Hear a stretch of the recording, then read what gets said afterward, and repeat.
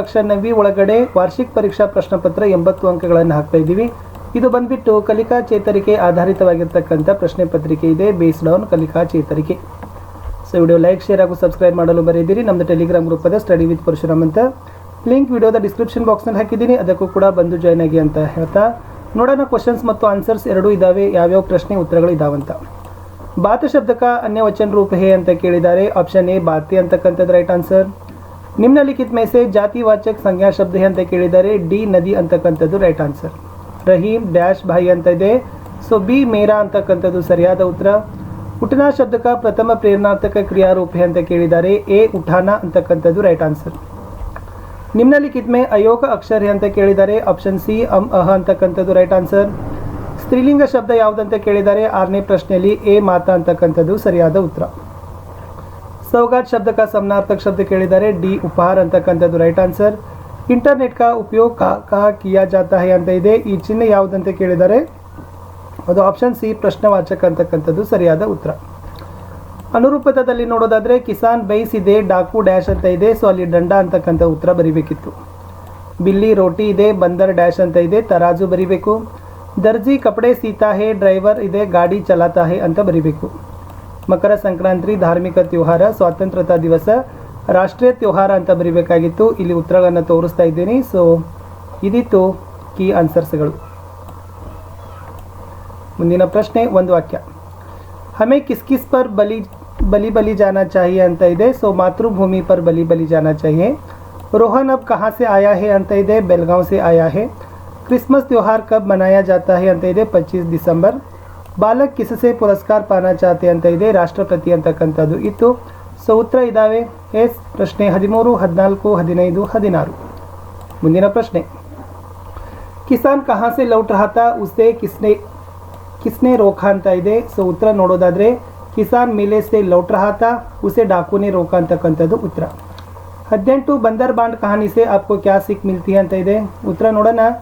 बंदर बाट कहानी से हमें सीख मिलती है कि हमें जीवन में झगड़ा नहीं करना चाहिए, आपस में मिलकर झगड़े का निपटारा करना चाहिए, वरना दोनों लोगों के झगड़े में तीसरा व्यक्ति लाभ उठा ले जाता है ಅನ್ನೋದು ಉತ್ತರ ಇತ್ತು. ಎಸ್ 19ನೇ ಪ್ರಶ್ನೆ ಇದೆ. ವಿದ್ಯಾರ್ಥಿಗಳೇ ನೋಡುವ. किन्हीं 4 प्रसिद्ध महिलाओं के नाम लिखिए ಅಂತ 19ನೇ ಪ್ರಶ್ನೆ ಇದೆ. ಸೊ ಉತ್ತರನೂ ಇದೆ. ಮದರ್ ತೆರೇಸಾ, ಝಾನ್ಸಿ ಕಿ ರಾಣಿ ಲಕ್ಷ್ಮೀಬಾಯಿ, ಕಿತ್ತೂರು ರಾಣಿ ಚೆನ್ನಮ್ಮ, ಕಿರಣ್ ಬೇದಿ ಅಂತಕ್ಕಂಥದ್ದು ಉತ್ತರ ಇತ್ತು. ಎಸ್ 20 ಕ್ವಶನ್ಸ್ ಇತ್ತು. संज्ञा के भेदों को अनुरूप सूची बनाइए. व्यक्तिवाचक, जातिवाचक, ಭಾವವಾಚಕ. ಆನ್ಸರ್ಸ್ ನೋಡೋದಾದ್ರೆ ಅದರಲ್ಲಿ ವ್ಯಕ್ತಿವಾಚಕ ರಾಮು, ರೋಹನ್, ಅಮಿತ್ ಇದ್ದಾರೆ. ಜಾತಿವಾಚಕ ಬಗೀಚಾ, ವಿದ್ಯಾನಂದ್, ವಿದ್ಯಾಲಯ, ಗೇಂದ್ ಇದೆ. ಭಾವವಾಚಕಲ್ಲಿ ಗರ್ಮಿ, ಮಿಠಾಸ್ ಮತ್ತು ತಾಜಗಿ ಅದ. 21ನೇ ಪ್ರಶ್ನೆ. भगवान से हमें क्या मांगना चाहिए ಅಂತ ಇದೆ. ಉತ್ತರ ನೋಡೋಣ. भगवान से हमें किसी का न अपमान करने की और किसी की निंदा न करने की मति देने को मानना चाहिए, किसी का भेदभाव न करने की मति मांगना चाहिए. ಸೊ ಮತಿ ಅಂದರೆ ಬುದ್ಧಿ ಅಂತಕ್ಕಂಥದ್ದು ಉತ್ತರ ಬರ್ತದೆ. ಮುಂದಿನ ಪ್ರಶ್ನೆ. ಎಸ್ ಪ್ರಶ್ನೆ ಸಂಖ್ಯೆ 22. ಸಚ್ಚೆ ಮಿತ್ರ ಸೆ ಹಮೇ ಕ್ಯಾ ಕ್ಯಾ ಲಾಭ ಹೋತೆ ಹೇ ಅಂತ ಕೇಳಿದ್ದಾರೆ.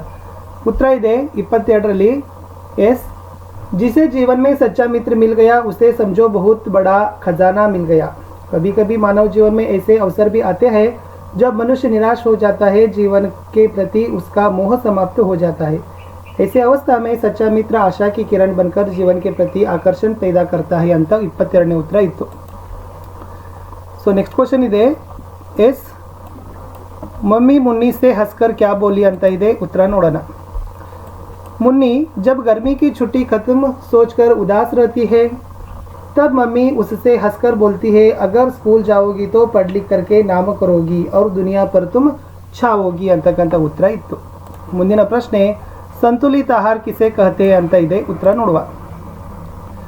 शरीर को स्वस्थ और सदृढ़ रखने के लिए सही मात्रा में प्रोटीन, विटामिन, खनिज, कार्बोहाइड्रेट, फैट्स युक्त आहार का सेवन करना ही संतुलित आहार कहा जाता है ಅಂತ ಉತ್ತರ ಇತ್ತು. ಮುಂದಿನ ಪ್ರಶ್ನೆ 3-4 ವಾಕ್ಯ ಇದೆ. 3 ಅಂಕಗಳ ಪ್ರಶ್ನೆ ಇದ್ದಾವೆ. 25ನೇ ಪ್ರಶ್ನೆ. ಮೊಬೈಲ್ ಕೆ ಲಾಭ और हानिया के बारे में लिखिए ಅಂತ ಇದೆ. ಉತ್ತರ ನೋಡೋಣ. ಎಸ್ ಇದು ಮೊಬೈಲ್ನ ಲಾಭಗಳಿದ್ದಾವೆ, ಇದು ಮೊಬೈಲ್ನ ಹಾನಿ ಇದೆ. ಚೆನ್ನಾಗಿ ನೋಡ್ಕೊಡ್ರಿ, ಉತ್ತರ ಪ್ರಾಕ್ಟೀಸ್ ಮಾಡ್ಕೊಡ್ರಿ. 26. प्राचीन शिक्षा पद्धति और आधुनिक शिक्षा पद्धति में क्या अंतर है स्पष्ट कीजिए ಅಂತ ಇದೆ.